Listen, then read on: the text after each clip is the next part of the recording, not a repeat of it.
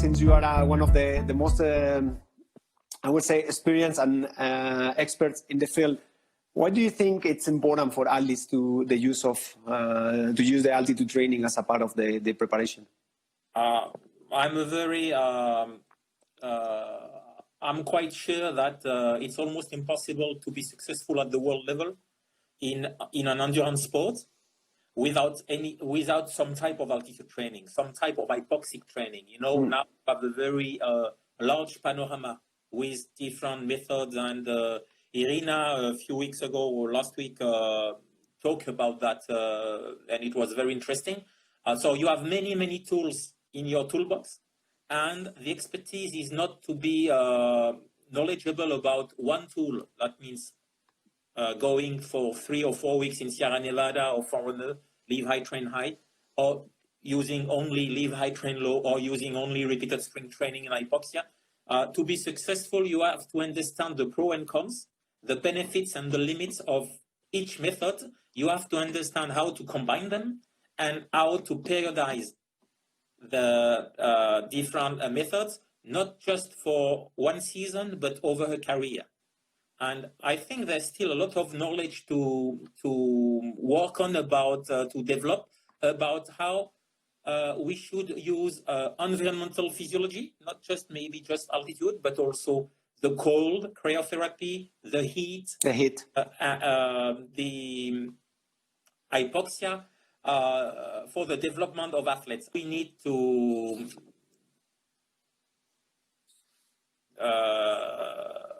start, which type of training, how to monitor, and so on. It's I always recall on 2014 when I was here in Sierra Nevada in one of the camps, and it was summertime, and not many people were around. And 6 years later, there are many more teams and athletes who are using the altitude training as part of the preparation. It always comes to budgets when some federation says, we cannot go for the altitude camp because it's really expensive, or the training centers are not cheap, etc. For those coaches who are in a low budget and they want to go for an altitude camp, what would you just suggest to do before, during, and after? And this is, I know it's a really long question that will take us not only hours but days of discuss, but as a highlight, okay, for whoever is now listening, or the development coaches I used to work with, and they want to plan the first camp, and they don't have all the expensive devices we could have from the labs. So what they should take into consideration before, during, and after? So that's my answer will be quite simple. To make sure that they check that the athletes are ready for that.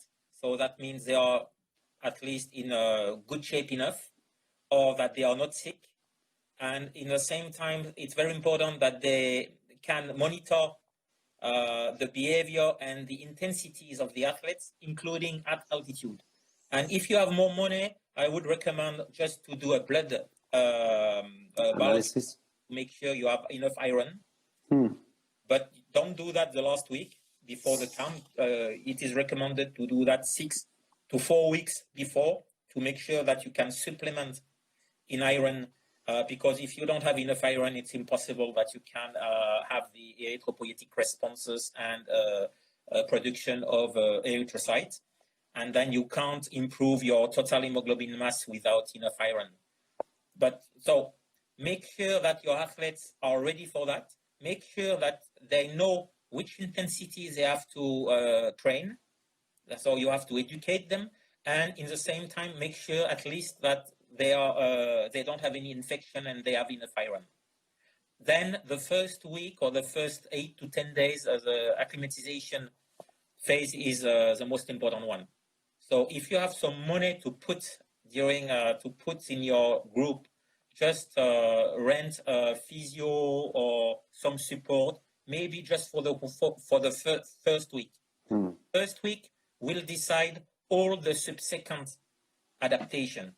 So if you are wrong in hydration, nutrition, intensity, and so on during the acclimatization phase, no way you can be successful. You can have a full year of counter performance just after a few days in altitude if you're wrong. So it's very important that you are safe and you are doing the right training content during for the duration of the whole camp, of course, but especially the first week. Very accurate in the training content during the acclimatization phase. But I would say that monitoring intensity is important, whatever the phase of the training program. It is key. Just maybe you should invite Stephen Saylor later. But I'm a very strong believer of that. Does not really matter which type of interval training you will do, as long you have enough stimulus in the different training intensity zone. You know, you can still decide, okay, I will go for 1 minute, 2 minutes, 3 minute duration for duration. But at the end, it is not that important in my view. What is important is to have in mind the big picture. How much interval training session you will do, how progressive it will be, how you differentiate the intensity. You will be more. You will make more mistakes simply if you train 10 beats per minute too high than if you do 3 minute work interval instead of 5 minutes, you know, for interval training. So for you, intensity is key compared to volume, to duration, actually. Yeah, intensity is probably one of the very important parameters. If you again coming back to the work of Stephen Saylor, the most thing is progressive increase in training volume, and then intensity distribution is very important. For me, it's the second most important parameter. And training is important for both, because altitude training will help you to build like your basis, and you can really use altitude not just for the final preparation, but also at the start of the season, just to build up your stamina, your shape, and from that, by alternating altitude camp and normoxic camp, you can really improve overall the fitness of your athletes. And it's good you mentioned that the first week is key, because my experience says that this is the common mistake, especially most of the novice coaches and athletes. They come to Granada, to the high altitude training center. They get extremely excited because facilities are top, environment is top, and they don't have anything else to do but training, and they just want to squeeze hours, and then you try to holding them. Like, okay, it's not all about the amount of hours you need to put on the first week, but it's kind of difficult to do so until they hit the wall. So, and then you were right, the next 2 or 3 weeks, then everything is ruined because they done too much too soon. So, you know, I'm doing altitude training first as an athlete, then coached, and now as a scientist for more than 40 years.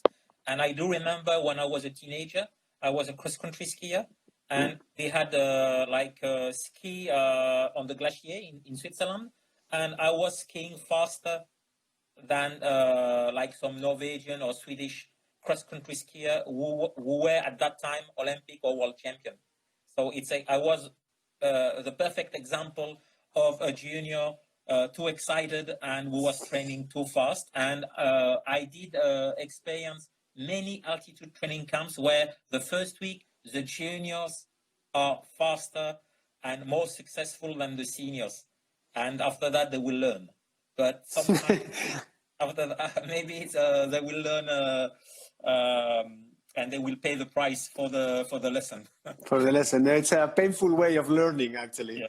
Because when you hit this kind of walls in high altitude, then the next 2 weeks are really, really long. But I think that not enough effort have been placed on education about intensity and pacing. Like some colleague, they show that at the end of the adolescence, the athletes who are better in pacing are likely to be the one who will succeed later on. Pacing is very important. Pacing during competition, but also pacing yourself during altitude. To pace yourself, if you are choosing the right intensity, it's less likely that you will get injured, that you will get overreach or overtrain, and then you will have this development. Talent in endurance sport is a lot about progression of the training loads. And training loads is like a long-term process. And if you want to be successful, make sure that every day you can do a session that will help you to develop yourself and not stop you to be to train the following day. This is actually a message I'm trying to deliver to the coaches who are working with youth or with juniors, because they tend to rush the process. They want to know what Javi Gomez is doing and then bring it to the environment. But this is actually the wrong concept, because Javi has been around for over 20 years already. So to me, it's also important that you are delivering the same message of, do not burn phases. So you need to progress slowly and just make sure the foundations are secure, especially in this sport where the peak performance is achieved at the age of 26, 28, 29, 30, etc., depending if you're a male or female. So it's I thank you for actually saying that, because it's the message I keep repeating to those coaches. Yeah, but I think that we should have this type of knowledge more central in the coach education program, like the one you have in ITU on. Because obviously we talk about intensity zone. We talk about the threshold, the 3-5 zones, and everything. But sometimes it is not understood well enough that how it is. The intensity distribution is, for me, the second most important parameter for developing an endurance athlete after the progression of training loads. Yeah, it's something we should perhaps invest a little bit, as you well said, either more effort or to further develop what we already have, because it's clear that the message is not is not reaching well to those, because they still. And this is something that shocks me, because even for some athletes who are racing elite, they barely pay attention to that. And obviously, those are not the ones that are winning.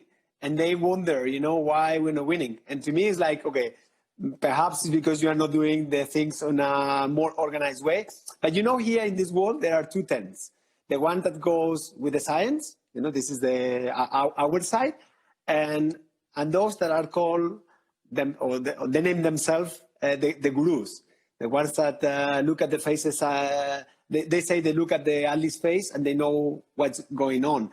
Those that don't measure anything, don't test anything, don't claim using the sports science as a way of backing up their decisions. They just when you have these people who is implementing this approach and actually delivering message to new coaches, sometimes it's difficult to fight against that, because the results they are having, and I would say it's a random results, are kind of backing up what they are doing. So the coaches believe, they are right because they are getting results. But to me, those are random results. Yeah, but these coaches can be very successful, and I have many examples that some of them can be world level because they have developed some other skills. They are very good motivator. They have a very good skills about observation. So one key issue is, how do you monitor fatigue? Obviously, you have to create fatigue to create the adaptation, and you can monitor fatigue in a very validated numeric way, using scale, using heart rate variability, using like some biological testing. But you can also, and it's very important, monitor fatigue just by observing the behavior of your athletes. And probably the best combination is like a psycho-physiological way of monitoring fatigue. The way the athletes react and behave is very important. And if you are going too far using like all this numeric or like application and stuff, it could be detrimental if you forget to observe your athletes. Observing the behavior, measuring the behavior should remain the first goal of the coaches. Whatever the team they have with them, whatever all the science they can have with them, just simply ask the athletes, how do you feel? How do you feel? This is the cheapest method we have available, actually. And sometimes it's more accurate than the board scale or the heart rate variability. You need to have all the different tools possible. But for sure, it would be too easy to use like an application and to forget to look at your athletes.